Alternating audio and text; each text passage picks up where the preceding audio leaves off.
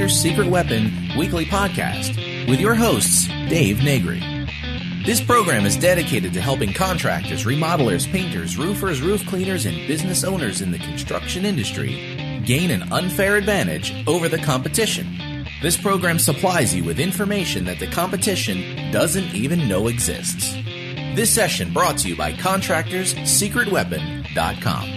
All right. Hey, this is Dave Negri with Contractors Secret Weapon, and today I am excited to have Stacey Brown Randall with us. And Stacey Brown Randall has one focus in life to help others avoid business failure. Of course, she knows. She's been there, done that, and has, I guess, the T-shirt to prove it. Don't we all? She says, love referrals, hate asking for them. Stacey has cracked the code, and you're in the right place today. What would 112 referrals mean to your business this year? If you knew exactly where your business came from and focused only on those sources, how much time would you save?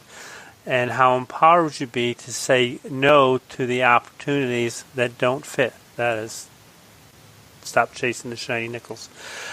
She works with solo entrepreneurs, small business owners, business professionals, generate referrals without asking, and to build sticky client experiences. Stacey, I'm just excited to have you with us today because you have so much knowledge, and this is one of my favorite topics. Well, thank you, Dave, for having me on. I'm very excited to talk about everything I know about referrals and drop some knowledge bombs. Cool.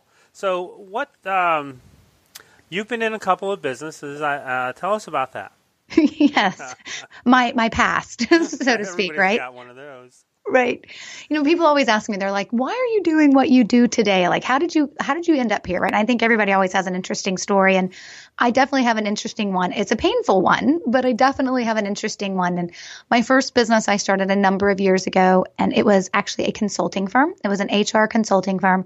And I had big name clients like KPMG, Coca-Cola Bottling Consolidated, Snyder's Lance, the snack food company, some other, large clients. And it failed. I mean, that business failed after a number of years. And you look back and you're thinking, wait, from the outside looking in, she was doing everything right. Articles published, interviewed on Bloomberg News. There's all these things happening, and you got these big name clients. But the truth is that I didn't figure out how to touch business development every day. And I think a lot of solopreneurs and small business owners find themselves in that place, is that they get busy doing the work and they forget to go out there and generate more work for when their current work ends. And that was my world. And so it was a roller coaster, and it's not one you want to be on.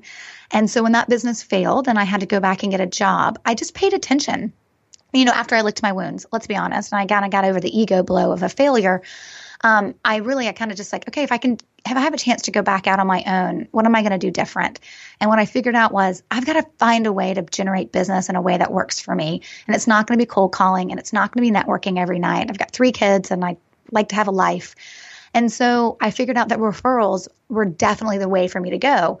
And then I went looking for information on generating referrals, and everything out there said you have to ask. And asking someone for something that they haven't offered, that they're not expecting, feels a little bit like cold calling to me. Yeah, and I knew I hate cold calling. Yes, there's nothing worse. And because nobody wants to be sold. They want to buy. And so when you're asking people for something they're not expecting, it's kind of that uncomfortable, off-putting sense. And so I was like, wait, if referrals come from relationships and I can figure out how to generate really strong relationships, there's got to be a way to generate referrals in a volume. I don't want just sporadic ones, right? I want volume. I want consistency. I want consistency year over year. I just decided there had to be a way to, crack the code on how you generate referrals without having to ask for them.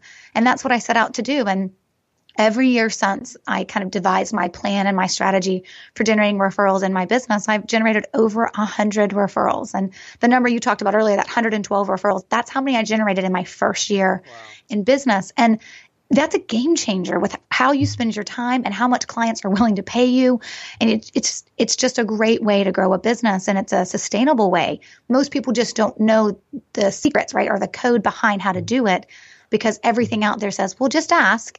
And if they want to give you some, or if you've been good enough, they'll give them to you. And that's not really how it works. And so as my coaching practice, my second business really started to grow through referrals, my clients started saying, it's really hard to coach with you because your schedule's so full. What are you doing?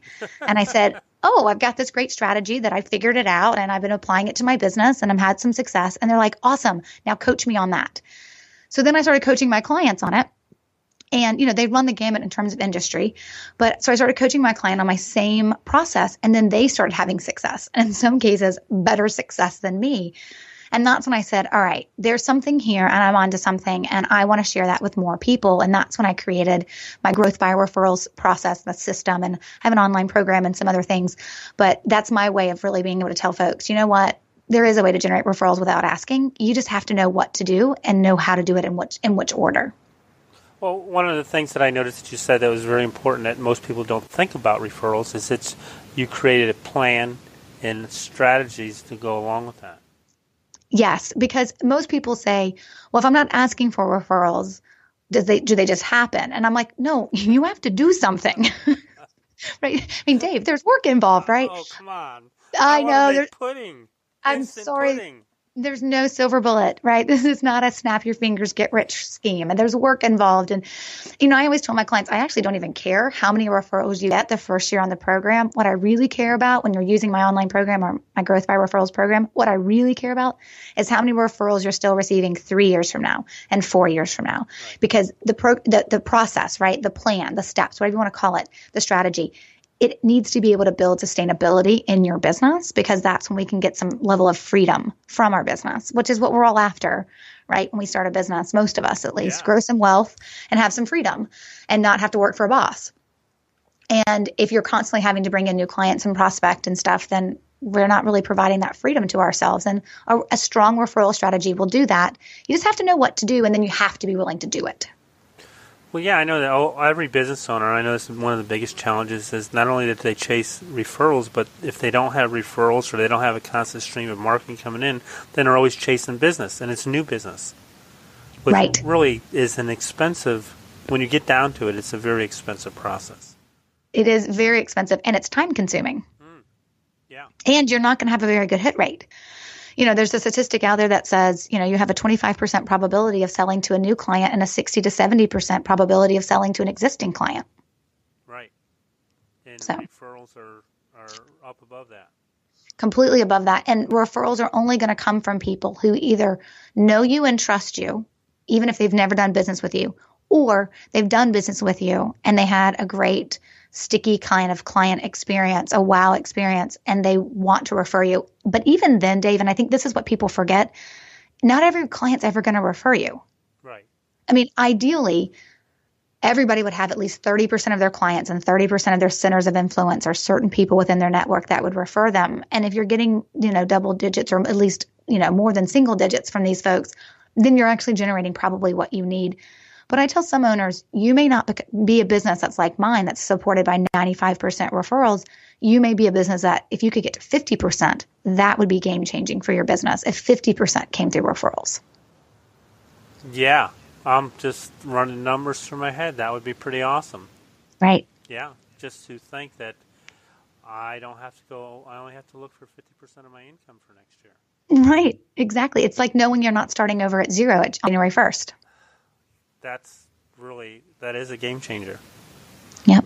Yeah, because most people think about changing every month. They got to start over again.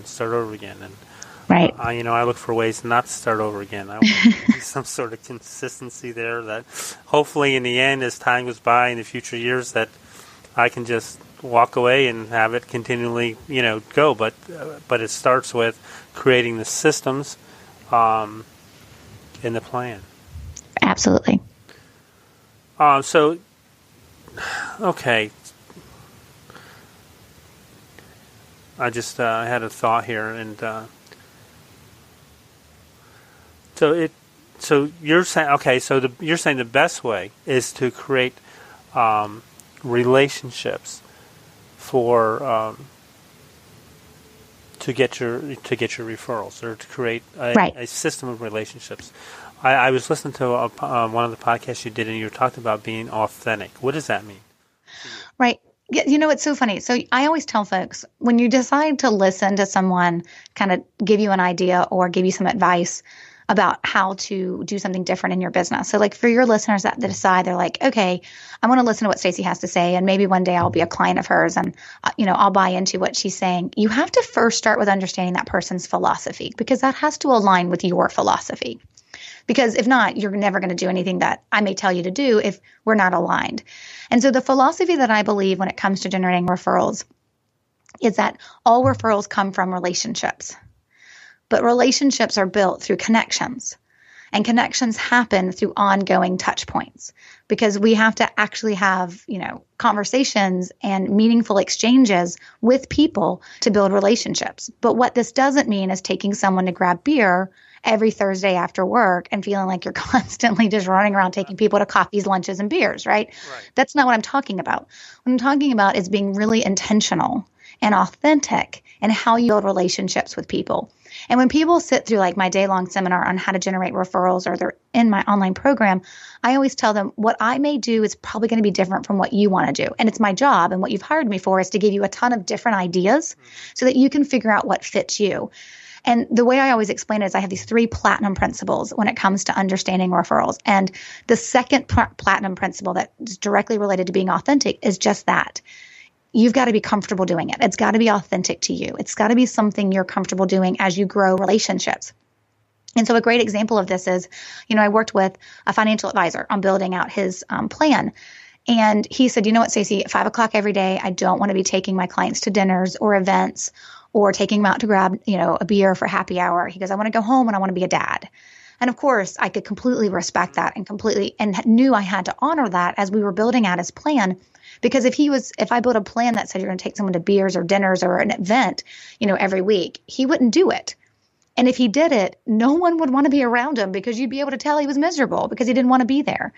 And so building out experiences and the relationships that we build with other people to generate referrals, it has to fit us. It has to be all about them.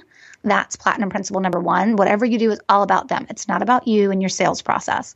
But platinum principle number 2 is that it's got to be comfortable for you to do. It's got to be authentic. And when you're authentic, people can tell. So when I send someone a thank you card, they know I'm sending them. It's a simple thank you card, right? But they know that I actually mean the words that I'm writing, because I didn't give it to somebody else to write for me. It's my handwriting in that thank you card, right? I make it about them, but I make it authentic to who I am. And that truly does shine through. And I think that's made all the difference in my referral success. And it's the same thing I harp on all my clients with. They have to do the same thing to make it authentic, because if not, we can tell when you're faking it. And most people, if not all people, are turned off by that. And that'll actually, sink your chances of actually generating referrals. So you're an old school kind of girl. Write the handwritten note, because it's really part of that wow process. I really am. And it's just one step, right? I mean, I tell everybody as we're building out a referral process, we're looking for these experiences that we build. And that's just the word I use to kind of just define what we're doing. But one of those experiences is absolutely, Dave, it is the handwritten thank you note. And most people, they don't always overlook the value of it. I think most people understand that you appreciate getting it. We never get mail like this anymore. Right. But what I think what people forget to notice is the reason why a handwritten thank you note matters so much is because it isn't some auto-generated card that you had a third party send to me. You took a moment and pulled out a note card and a pen, and you sat down and you took time to write to me. And what I value in that thank you card is the time you took to do it. And that's what I respect about you. And that's what grows a relationship with you. And that's what makes me have trust with you. And that's what makes me think of you when other people say they need what you do. And that's a foundational point of building referrals. It's not that it cost me 49 cents for the stamp. No, it's the time involved. Yes. And that is when I notice you took time to do something, I just respect you that much more. And I want to know, how can I help? Right? What does this look like? And, and the thank you card does that. There's lots of things that you can do about being, I always call folks to focus on the M&Ms. It's being meaningful and memorable. Right. So as long as you're being memorable, sometimes that means being funny or just something that they're not expecting, and then meaningful, be authentic, be genuine. When you can hit on those two pieces and these experiences that you are doing with your clients that are referring you, or your centers of influence, your network folks that are referring you, when you can do that in a consistent way, consistently throughout the year over year, that's when those referrals really start to build and really come in. because you're staying top of mind. And that's platinum principle number 3 is, okay, great. It's all about them. It's authentic to you, but it better keep you top of mind, because one client appreciation event once a year isn't going to get you much runway. Right. Yeah, it's the little things throughout the year, the little card, even if it's a birthday card, or Yes. you know they were going on vacation, you send them something from where they're going, whatever the case may be. You're showing a genuine interest, and that's how you stay on top of mind. And when something comes up and they think about you, they think about business, and they go, you need to give Stacey a call. Right. Absolutely. And most people think, well, that sounds like it takes a lot of time. And the truth is, if you build the right system and then you automate it into your business, there's still work involved. Even when you automate, you still got to write the card, right? You still got to do these things, right? But when you build that into your system, the truth is I tell everybody, what's the value of a referral to you? Right? For some people, the value of a referral is a couple of $100. And for other people, it's thousands of dollars. I mean, I've received a referral that was worth like $20,000 for me. And so please don't tell me when your referral is worth thousands of dollars, even hundreds, but thousands of dollars, that you're not willing to spend 5 minutes writing a thank you card, or you're not willing to do something really, that's something that's funny that they're going to notice, right, throughout the year, and build a relationship with them, because that little bit that you're doing brings that much money back to you, and you didn't have to do really, truly a lot of work to get it. Yeah, and I think that, like we talked about earlier, in the good part of the show before it even went on. No, I'm just kidding. About, most people don't realize that the lifetime value of their customer. Right. So if they come in and they spend $1,000 a year, and you have them, let's say for 10 years, the first day you do business with them, they're a $10,000 client. Right. But they're even more than that. Yes. If they generate referrals. Yeah, if they generate referrals, just multiply that. I was with one of my coach one day, and we were sitting down. We were talking about this very thing, and I had just talked with one of my original clients, 26 years, and I started running the numbers of how much business that I've done to them, how many referrals I've done, and the value. And they come out to over $55,000 of lifetime value. Right. And that's $55,000 you didn't have to go get new every year. That got you to that number, right? I mean, can you imagine how many clients you would have had if they stuck around for 1 year? How many more clients you would have brought in to get to that number? And let's be honest, we don't close every person we bring in cold. No. So it's not just the bringing in new clients. It's then how many prospects did it take to talk to get to those clients to say yes, to generate the amount of money that one client brought to you? Right. Yeah. It's when you start thinking about the massive work to build a front end on a business instead of building a referral end on a business, it's like night and day. It's just crazy.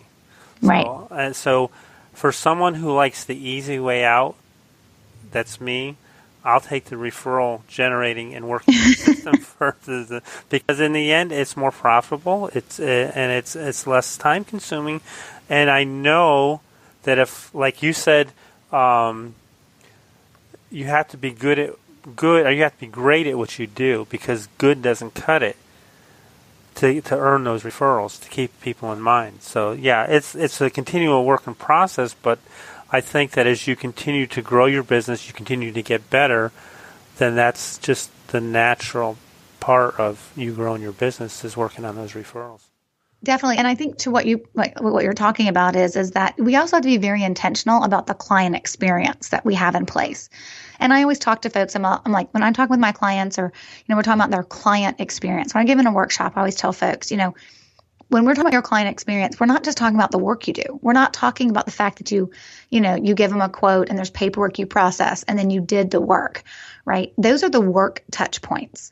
What I'm talking about is infusing that with the relationship building touch points, where you're actually forming a relationship with them, which could be the birthday card. It could be the thank you note. Thank you for choosing us, right? And you have to look at that client experience as how do you wow them when they're new, first stage. Second stage, how do you wow them in the middle of doing their work, right? When you're doing their work and they're an ongoing kind of current client, how do you wow them then? And then when the work is done, and they're no longer a client. And I refer to those in my business as alumni. When they're alumni clients, how do you continue not only to stay top of mind, but to continue to wow them, to remind them that they mattered when they were a client? Because that's what brings back repeat work, and that's what brings back referrals. But being very intentional about our client experience. And I mean, I tell everybody, like, you can hear me talk about different ways to build referral experiences and to build client experiences, but I still think you should be doing everything on a shoestring budget. You don't need to spend tens of thousands of dollars on this. You may need to spend hundreds or $1,000 or couple $1,000 on your strategy, but you can't even buy a full page ad for that kind of amount of money, right? So when you're thinking about what this looks like, you've got to be intentional. You don't have to break the bank, but you've got to be intentional about that client experience to get to the wow factor, to start laying a foundation to generate future referrals. And then it's just systematizing it, just putting it down. It is making it happen. Yeah. And, and when people are like, oh, automate it, systematize it, I'm like, yep, that just means it's like reminding you to do something. You still have to do something. Oh, I want somebody to do it for me. I want to put it in my email program and hit send. Well, hit send, or we'll do broadcast and pick the date. Right. And it's funny. I tell folks, when you think about, building those relationships, especially when we're trying to generate referrals, I call this thing called a memory runway. And things at the top of the runway means they have more impact. People remember them longer, which means I get to do less of them, versus things at the bottom of the runway have no memory impact. You just don't remember them after I've done them. And so at the top of the runway, it's that one-on-one time, taking someone to lunch, taking someone to play golf, right? It's that one-on-one time you spend with folks. And the next down is the events. Maybe if you're hosting an event or you're buying a table at a charity auction and you're taking a group of clients or referral sources with you. And right, so it's the events that you do where it's kind of one-on-one, but not really. And then it's gifts. Right. And then the fourth one down is anything you mail. And that's basically like the thank you card, the birthday card, not necessarily a gift, but just anything you mail that's on the smaller scale. And then the last thing is email, because email is just more noise in my inbox. And most people can't control their inbox as it is. I call it white noise. Yeah. Yeah. And so they just kind of ignore stuff. And so if I do more stuff at one-on-one and events and gifts and less focused on what I can email out, which, let's be honest, I'm only emailing it to you because it's easy on me. And that completely goes against what we just talked about. That completely contradicts the whole, I value what you do when I can tell you spent time on it. And so the more I do at the top of the runway, the less I have to do, but the more impact I have on you for remembering me, versus if I decide to stick down here at the very bottom on the email, I'm going to have to do a lot of it for it to have any level of impact. And that's why there's those tools and systems out there. They're like, hey, we'll do 24 touches in a year to your clients, but they're all email based and most of them won't be noticed. Right. And so that's not really a referral strategy. You have to think about, what do they want? What do they need? Because we're making our process, our experiences for referrals all about them. What they don't need is more noise in their inbox. No, I know. It's kind of funny. I just had this argument. Well, not really argument. My daughter has one way of thinking and I have another way. And and of course, what the heck, But I'm usually very conservative on emails. I'm not really a big fan of emails, except on certain occasions where I'll be asking for something, like we were doing a survey. So I would send it out. And so I don't ever abuse it. I don't send out a lot. Usually I'll send out one a week. Let my list know that, hey, we got the podcast went up, what it's about, and if you haven't got it, then go to it. But then every once in a while I'll send out something that's non-confrontational, it's non-buying. And so we were sending out a survey for her company, and I got a 50% open rate, which is pretty good. Yes. So then that's great. And out of that 50%, I got probably 8% that actually fill out the survey, which I thought was pretty exciting. So I said, what the heck? I'll go back and I'll do a resend, but only to the ones that didn't open the email, just to see, they got busy or, something like that. Well, she flipped out because she thought, you're emailing them too much. And I'm going, don't worry about it. So, when I opened up the survey box, I got another 50. I got it doubled. My survey doubled the amount of people that actually went to the survey and filled it out. So my contention was I wasn't trying to bug them. I was just trying to help them Maybe they missed it, they didn't see it, and that was it. And that's it. I won't do that again. But I just thought it was, it's kind of interesting on how you really need to know when to send stuff, when not to send stuff. But I think most people, I get some people send me an email a day. Why? I'm not going to open it. Right. Well, or they send you the same, newsletter that they send you every month. I have a lot, and I get this from a lot of realtors and a lot of mortgage officers and folks like that. And they'll tell me, they're like, well, I do stay in touch with my clients, and I send them a newsletter every month and an e-newsletter every month. Yeah. And I'm like, great. And what's your open rate? And let's be honest. I asked the question. Yeah, you have an awesome open rate with that survey email, right? It's also a one-hit thing, which usually increases open rates. Sure. But I'll have a real estate agent or just anybody who does a monthly newsletter, and they'll say, oh, if I'm hitting over 15 or 20%, then I know I'm doing great. I'm like, yeah, what about the 80% or 85% that aren't even paying attention? Like, that matters more. And I tell folks the reason why they're not opening those e-newsletters is because you're probably trying to sell in them. Or you're sending them generic information that they would expect from a realtor that isn't really relevant for them because it's not relationship building. It's just information. Well, not only that, but they're all the same newsletter. They're buying from the same service, and you've got different realtors, different companies, and they're all using the same service. And you're going, interesting. Right. You're like, how many pecan pie recipes can I possibly handle? I wish I could sell this good. Right. And so that's what I tell folks, like, yes, you should still have a sales and marketing or business development prospecting strategy. And I'm not against those. I'm actually not against newsletters that are used in that way. I just don't think they're very effective. Right. But what I am for is also having a referral strategy and recognizing what you do on the sales side never crosses over to the referral side.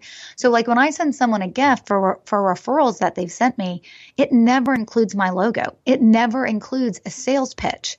It is not a gift. It's not a water bottle, so to speak, with my logo on it. It's about them because the gift is for them. So I may say, thank you for the referrals in my card, right? Because I know how to plant the seeds and weave in the language to actually, which is what makes all these touch points we're doing, these experiences matter when you have the right language behind it. It's not just sending something and say thanks and not telling them why, right? Right. And so, but when I send the water bottle, that is like, I'll give you an example. Last year for Mother's Day, I like to do what I call off-guard holidays. It's holidays people don't see coming. And so I do Mother's Day and Father's Day for my clients that have children. And then, of course, if they don't have children, I'll do like start of summer because it's all the same time of year. It makes it more easy for me to systematize it. But for Mother's Day last year, I did Wonder Woman water bottles. And I sent it to all my clients that are mothers. And when they took the card off the bottle, it was just the Wonder Woman label and the manufacturer's at the imprint at the bottom. Like, you would not have known it's from me. But none of my clients will ever forget that I gave that to them. Right, and every time they take a sip from that bottle, they're going to feel empowered because they are Wonder Woman. They are, right? To them, yes. They're running businesses and running families with children. And so, and that's, and I walk in those shoes. So I totally understand that they are absolutely Wonder Woman. But when they took the card off, the card just said, never forget that you are a hero. Happy Mother's Day, Stacey. So when you took the card off, there was nothing about me on that water bottle because that's all about them. And those are the things that people remember. And those are the ways that you stay top of mind, that when opportunities arise for people to refer to you, they do.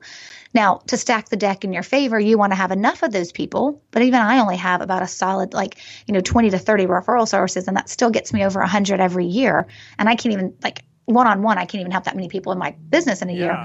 But, the reality of it is depending on what you need, you may have to have a number of referral sources. But, what we're not doing is out there trying to fabricate situations. You can't manufacture this to happen, but you can just infuse a relationship with them to stay top of mind. And if you're doing it to the right people who are willing to talk about you, the 30%, not the other 70 that don't know to talk about you no matter what you do for them, right. But that 30% is really all you need to generate the referrals that you're looking for in your business. So that goes into your shoestring budget. So if you have a small amount, that really does keep it on a shoestring budget. You don't have to spend a gazillion dollars because you're only targeting the people that are referring you on your regular basis. Right. And so when I go buy $10 water bottles, right, I'm not buying 400 of them. Right. Right. I'm buying, about 20. Sure. Right. But that doesn't mean, so like most people are like, well, if your clients are getting something for referring you, shouldn't you treat all your clients the same? And I always tell folks that a referral experience layers on top of a client experience. And I do believe that your clients should be treated the same. That doesn't mean you won't do something here or there for the clients who spend more money with you. But when I start laying on a referral experience where more tender loving care, right, just more relationship building opportunities, when I start layering that on, it doesn't matter to me if you're a client or a center of influence. You're getting that because you send me referrals. And then I have the right language to weave through that, which continues to have you generate referrals to me. And so, yes, all my clients that are mothers get a Mother's Day card, but my referral source has got the card plus the water bottle. Gotcha. So kind of how the difference is. Yeah. No, it makes perfect sense. That's so cool. This has really been awesome. Yeah. Well, thank you. You know, it's just one of those things. I just think more people need to know that. I know all the advice out there is if you're not getting referrals, it's because you're not asking. And I just want to go on record as being the person who says that's not true. That's just not true. And you can generate referrals without asking. You just have to know what to do and what to say and then keep consistent with it. Right. And then one of my things has always been, how do you ask for a referral without it being a pitch? It's like I'm trying to sell them on referring me. That's kind of weird. Right. Oh, absolutely. And I would say that that's not how people want to refer you. It's based on a pitch. No, I know. You hit the nail on the head. I know, because it's like I got to sell them all over again on trying to refer me. That's right. Yeah, because my whole philosophy in business is I would rather be a welcome guest than not. So that's why all my marketing is geared toward them already wanting to do something with me. Right. So I don't have to do any cold calls. This is really absolutely cool. So this has really been cool. I just love everything we've been talking about. How do our listeners get in touch with you? Yeah, so I talked a little bit about, obviously the work that I do, the growth by referral system. They can certainly check that out if they want. But I think the best way is before they start looking at things that, involve money or whatever, is just to learn more about me. And so I have a guide that I put together for your listeners. It's called The 7 Deadly Sins of Generating Referrals. They can download that for free. I'll give you the link where I put it for all your listeners to go to. There's more information on that page about me so they can learn about me, but it's growthbyreferrals.com/contractors secret weapon. So as long as they know the show name, they should be able to find that page and they can download that guide. There's information on joining the free Facebook group, Referrals Without Asking. We're a really cool community online talking about how we support each other to generate referrals without asking. And then, there's some other resources on there as well that they can check out. And that's just a great way to kind of learn more about me. But, obviously I have the online program. I do virtual and in-person VIP referral building days. And then I have workshops that I run as well. So there's lots of ways to connect with me. But I would say go into the website, downloading that guide is the kind of the first way to kind of get to know me and decide, okay, I think maybe I'd want to learn a little bit more from Stacey. Cool. That's really awesome. This has really been lots of fun because you talked about one of the subjects that just I'm very passionate about because it is. It's still hard work, but it's easy business. It's the hard work you want to do. Yes. This has really been cool. Well, I just want to thank you so much. I really appreciate you taking time to be passionate about your passion. Well, my pleasure. Thank you very much, Dave, for having me on the show. Cool.